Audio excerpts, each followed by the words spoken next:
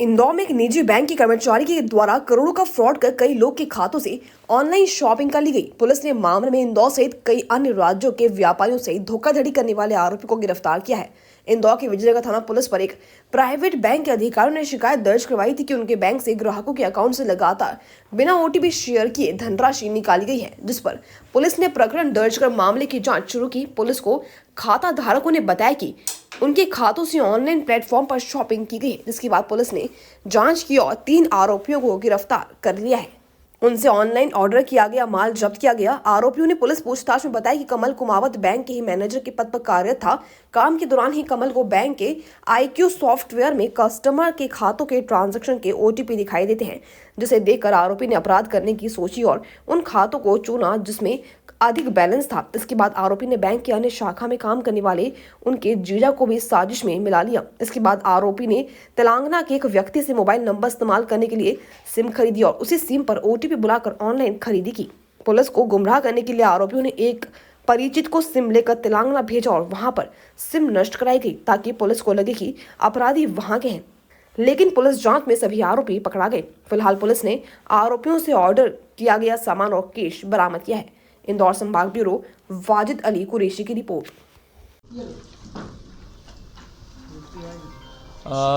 दिसंबर माह में कुछ कंप्लेनेंट्स के द्वारा ये शिकायत करी गई थी, क्राइम ब्रांच में भी शिकायत करी गई थी कि जिसमें उनके करेंट अकाउंट्स जो हैं उसमें बिना OTP शेयर किए हुए, बिना कोई पासवर्ड चेंज किए हुए उनके अकाउंट से पैसा निकला था, जिसकी शिकायत उन्होंने साइबर हेल्पलाइन में भी करी थी और क्राइम ब्रांच में भी करी थी।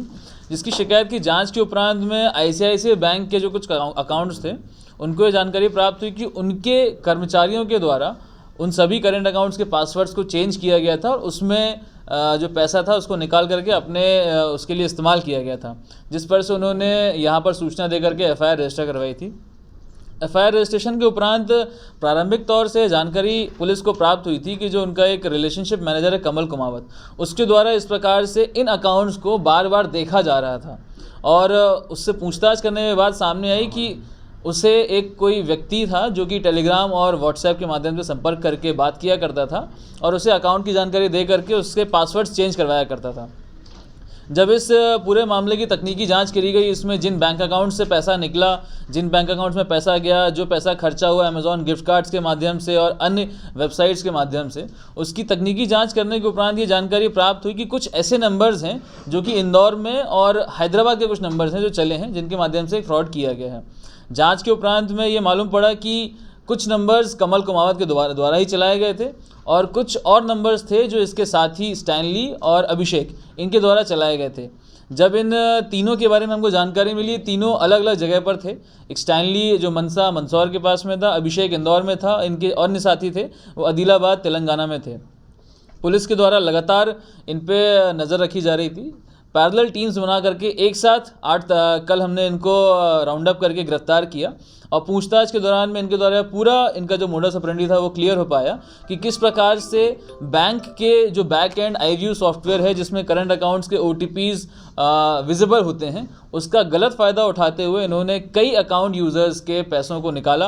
अमेज़ॉन गिफ्ट कार्ड के माध्यम से और अन्य वेबसाइट के माध्यम से, तनिष्क के ऐप के माध्यम से इन्होंने E-गोल्ड के परचेज़ किए, गिफ्ट कार्ड के परचेज़ किए, जिसके माध्यम से इलेक्ट्रॉनिक गैजेट्स और अपने इस्तेमाल के लिए पैसों का एकत्रीकरण किया था।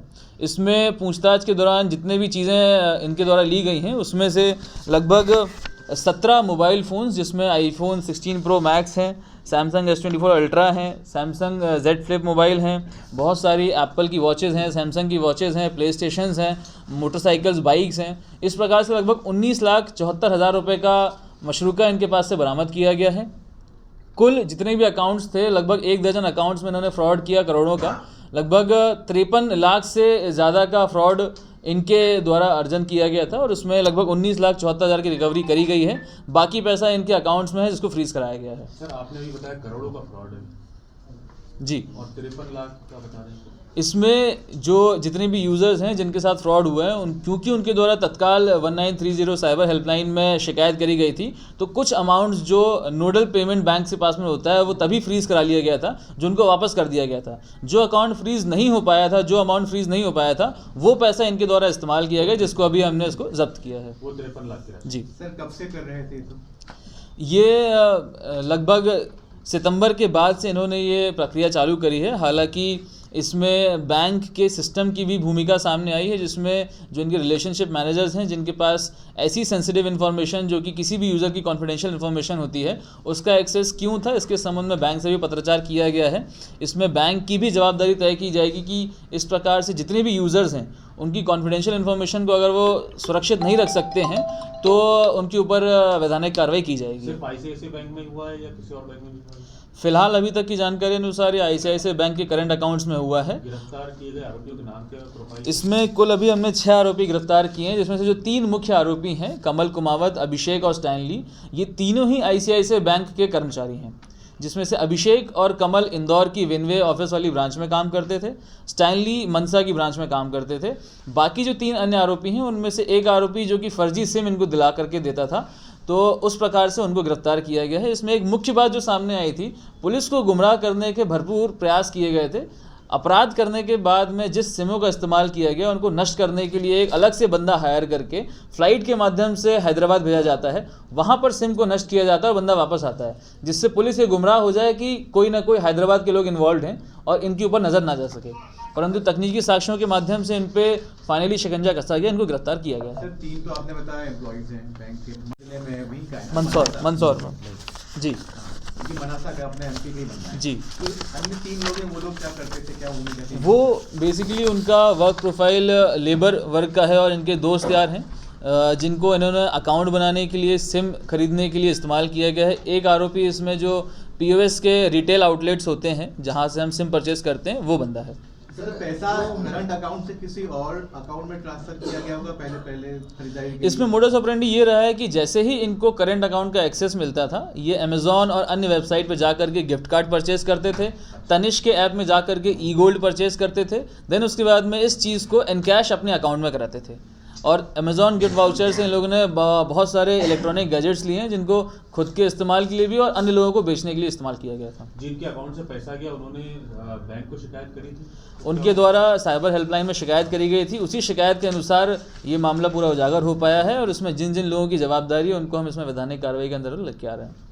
सर ये इनका क्या रहता था, जो पैसा जो निकालते थे ये किस यूज में लेते थे? क्या हाई प्रोफाइल लाइफ जीने के शौकीन थे? क्योंकि जो रिलेशन मैनेजर इसकी सैलरी भी अच्छी खासी रही होगी, तो इसका क्या रहा, इसके पीछे की वजह क्या रही कि इसको इस तरीके का काम करना था? जैसा कि मैंने बताया कि ये रिलेशनशिप मैनेजर्स रहे हैं आईसीआईसीआई बैंक में। इनके द्वारा जो ये फ्रॉड की राशि थी उससे इलेक्ट्रॉनिक गैजेट्स का परचेज़ किया गया, जिसका ये इस्तेमाल खुद भी करते थे। Samsung S24 ultra, iPhone pro max और अन्य ऐसे महंगे गैजेट्स का इस्तेमाल खुद भी करते थे और पैसा अर्जन करने के लिए उसे बेच करके भी पैसा कमाते थे। Thank you.